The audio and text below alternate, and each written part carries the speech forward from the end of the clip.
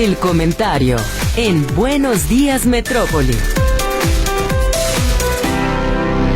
Es lunes y como cada semana a esta hora saludamos con muchísimo gusto a Itzia Yunuengo Yas. Ella es directora de Mexicanos Primero, capítulo Jalisco, como siempre con un interesante comentario. Itzia, ¿cómo estás? Buenos días. Muy buenos días, José Luis, a ti, a Gris y a todos nuestros amables radioescuchas. Hoy quiero invitarles a reflexionar sobre un tema que es de gran relevancia para conocer el estado de la educación en México y del que se ha estado hablando en diversos medios las últimas 2 semanas, la prueba PISA. Y sobre cuál es el sentido de aplicar una evaluación como esta. PISA es una evaluación estandarizada, internacional, periódica y comparativa, diseñada y aplicada por la OCDE, la Organización para la Cooperación y Desarrollo Económico, que se realiza cada 3 años en muestras representativas de estudiantes de 15 años. En el levantamiento que se realizó en 2022 participaron 81 naciones o sistemas educativos asociados a la OCDE. En México, la muestra fue de 6.288 estudiantes de 280 escuelas en diversos puntos de nuestro país. PISA evalúa las competencias, es decir, no evalúa aprendizajes, sino que busca conocer qué pueden hacer nuestros estudiantes que han completado los primeros 10 años de educación formal con lo que saben de matemáticas, lectura y ciencias. De modo que no mide si los alumnos saben leer o no, sino cómo ese aprendizaje le da competencias para la vida cotidiana.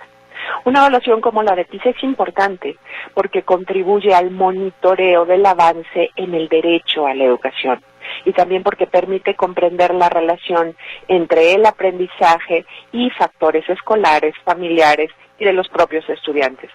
Además, brinda la oportunidad de ajuste de la política pública. A modo de aclaración, creo que es importante distinguir a las evaluaciones educativas por su uso. El caso de las evaluaciones estandarizadas de tipo PISA tienen la finalidad de saber cómo estamos a nivel México con respecto a resultados anteriores y como una línea de referencia general.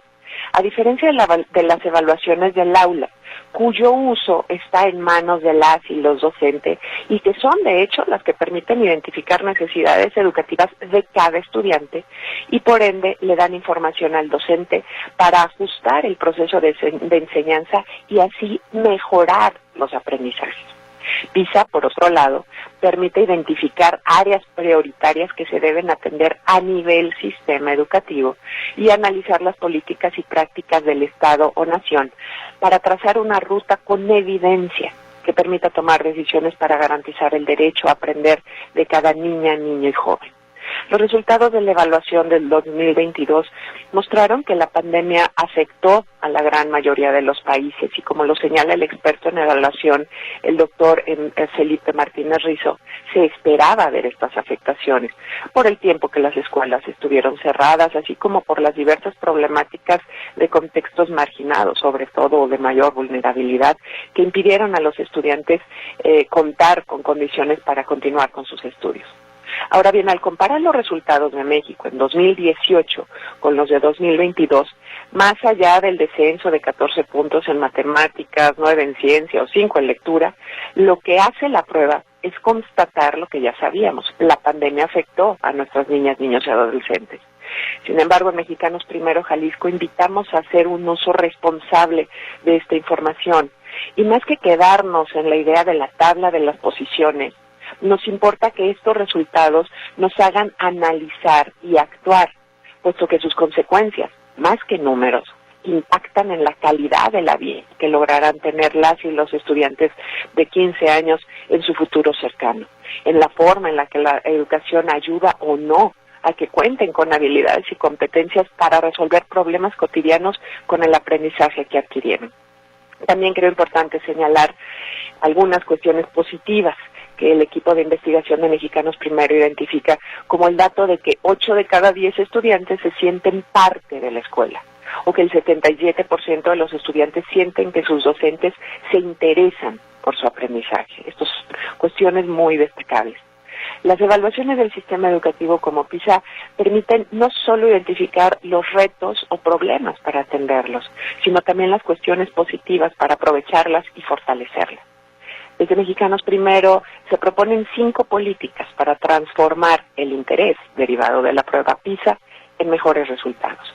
Primero, programas de tutoría y apoyo individualizado para brindar un apoyo adicional a las y los estudiantes con menos desempeño. 2, estrategias de recuperación de aprendizajes mediante escuelas de verano o relanzamiento de la jornada ampliada en escuelas de educación básica. 3, estrategias de utilización de las tecnologías digitales de inteligencia artificial y pensamiento computacional, que por cierto se evaluarán en PISA 2025. 4, estrategias de fortalecimiento de la evaluación formativa de las y los estudiantes de educación básica con foco en su bienestar socioemocional. 5, campaña de revalorización docente con formación pertinente para el desarrollo de los aprendizajes para la vida de las niñas, niños y adolescentes. Entonces, ¿cuál es el sentido de PISA y sus resultados? Como ideas finales, quisiera destacar que nos corresponde a cada persona insistir en regresar a la educación como una prioridad nacional. El uso de las evaluaciones es relevante en la medida en que sus resultados sean la base para tomar decisiones y generar estrategias, porque la evaluación no mejora nada por sí sola. Si bien las competencias como las que evalúa PISA son indispensables para la vida en el mundo cada vez más incierto y cambiante, debemos tener también la misma preocupación por evaluar la salud socioemocional y el bienestar integral de las niñas, niños y adolescentes. Y finalmente subrayar que el objetivo de la política educativa no debe ser obtener altos puntajes o primeros lugares en los rankings, sino contar con estas evaluaciones para actuar en favor de mejorar las condiciones de los procesos educativos. Busquemos pues el sentido y respondamos el para qué. Muchas gracias, José Luis Gris, y aprovecho para desearles a ustedes, a sus familias, y así como a todos nuestros amables radioescuchas que cierran el año con un corazón pleno, alegre y lleno de esperanza. Felices fiestas. Doctora, antes de la pandemia de COVID-19, las cosas para los estudiantes a nivel nacional tampoco iban tan bien. O sea, por supuesto que se dan pasos hacia adelante, pero no estábamos a nivel internacional en los niveles que desearíamos todos.